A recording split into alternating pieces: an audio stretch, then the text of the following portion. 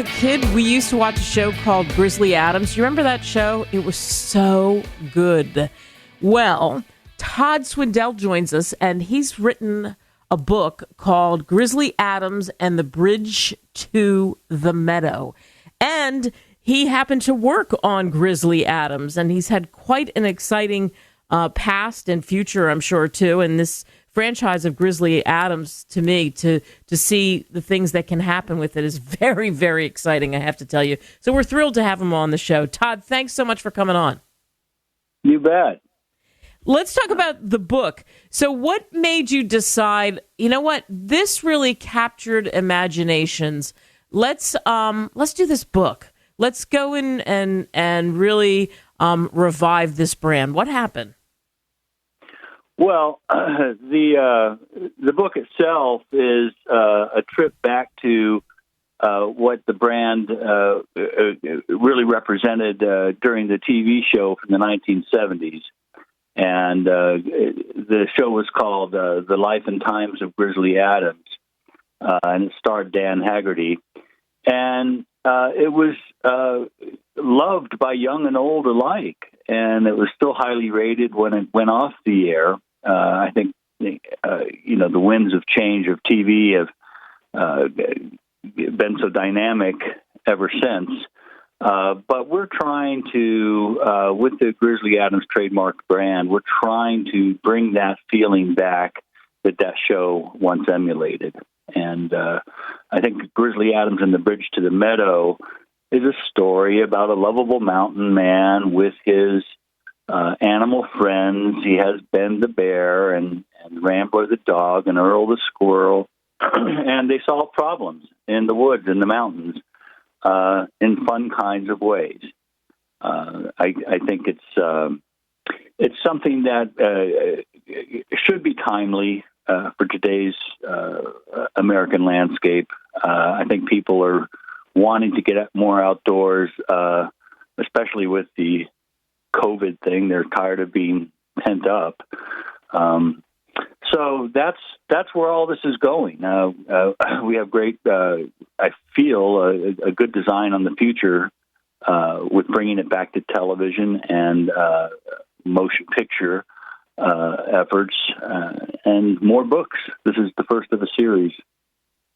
Yeah, and the series, and you talk about it, and that it is a good time for this, especially with what we're seeing happening in the world, but also the book itself. The lessons in it, it really kind of shows you how to overcome challenges and sort of goal setting, I guess I would say. What do you hope kids take away from reading this, and also adults?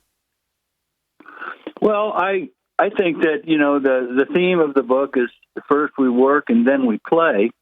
And it shows how working together as a team to get something done leads to reward, something that needs to be done, something that needs to be fixed, so that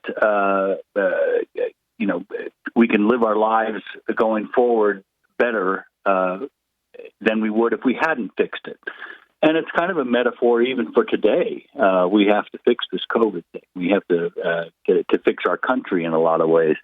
But it shows working together in a great environment. And basically, not to give the book away, but a bridge needs to be fixed to get from one place to the other. And that in itself is a metaphor. So Grizzly Adams and his companions, Ben the bear, Rambler the dog, Earl the squirrel, all work together to get this done so that all the forest friends can once again have access to their roaming territories. And I think it's a good message to send to people, especially children and their parents. For you, once you decided to do this, you dove in and then you put it together, you write it and you have it illustrated. How cool is that to have this come full circle for you? What was that feeling like? And you still have more books, and the second one is already done, by the way. How does that feel for you? It's a great feeling to see the images bring the words to life.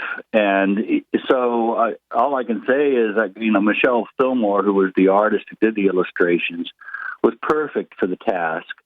I just think, the story is written in rhyme, and she was able to match the illustrations to the words so well, and develop these characters, and the backdrop, the landscape of the mountains and the woods.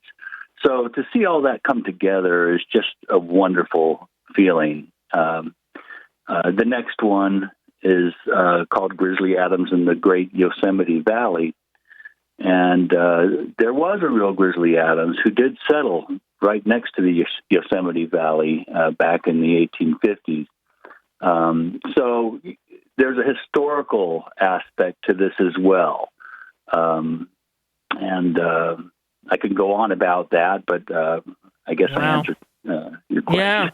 Yeah, wow. And that's interesting. And so then we get into the Yosemite Valley. We don't want to give all that away, but that's another one that is coming up. And so now you've got this going on, and you mentioned that one of the things that we talked about off the air is what's really cool about the Grizzly Adams brand is that you're partners with the Vital Ground Foundation. Explain what happens when someone gets a book and what that is. Right. The Vital Ground Foundation is a great organization, and it's the book, the Grizzly Adams brand donates 10% of all of its proceeds, 10% of all of its proceeds to the Vital Ground Foundation. We're a business partner with them. Basically, the Vital Ground Foundation is a land trust that conserves and connects habitat for grizzly bears and other wildlife. And it also teams up with communities to prevent conflicts between bears and people.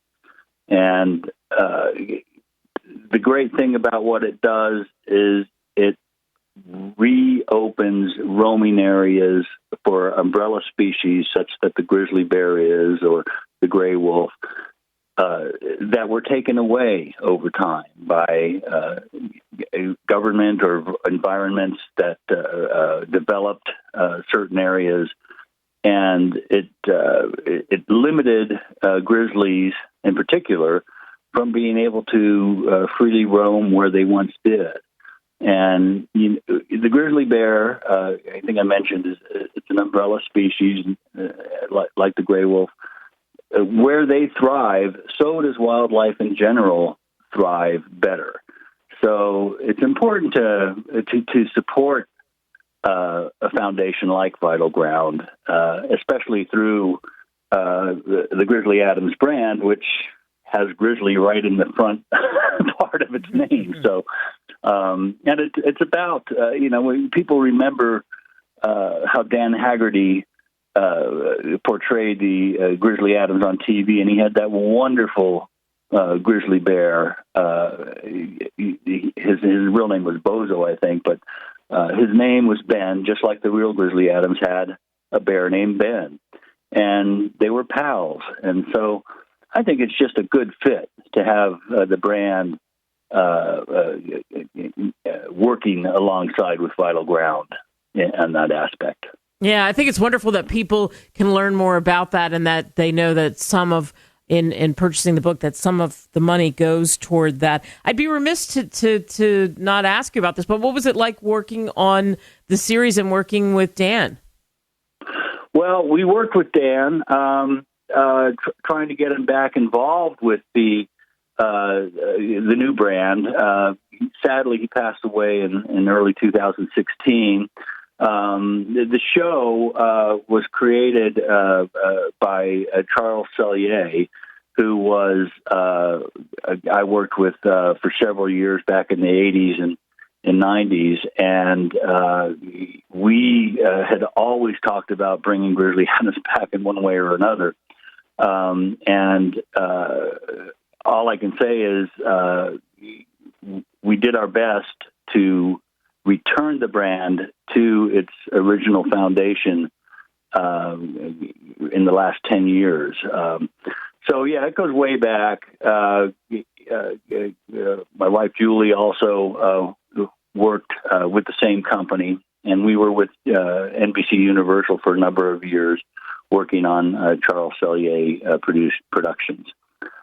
So I can say, working on the show itself, that is the TV series, the original TV series. I hope I didn't mislead you. I did not work on that show. I don't want people to think I did. I worked with the producer of that show, the creator of that show, for a number of years, right after he was done working on that show. Yeah. So I'm sorry if I didn't explain that correctly. Oh, no, that's okay, because you made the connection, and I think everybody gets that. And so obviously you were aware of what was happening there, and it really resonated with you. And this book will resonate with you. Grizzly Adams and the Bridge to the Meadow, Tod Swindell. It's easy to find on Amazon. Thanks so much for stopping by and talking with us. Thank you, Kate. And I'd like to thank our Authors Rep for putting me in touch with you. I think that was great. And check out grizzlyadams.com and Vital Ground, please. Absolutely, we will. Thanks, Todd. Okay, you take care.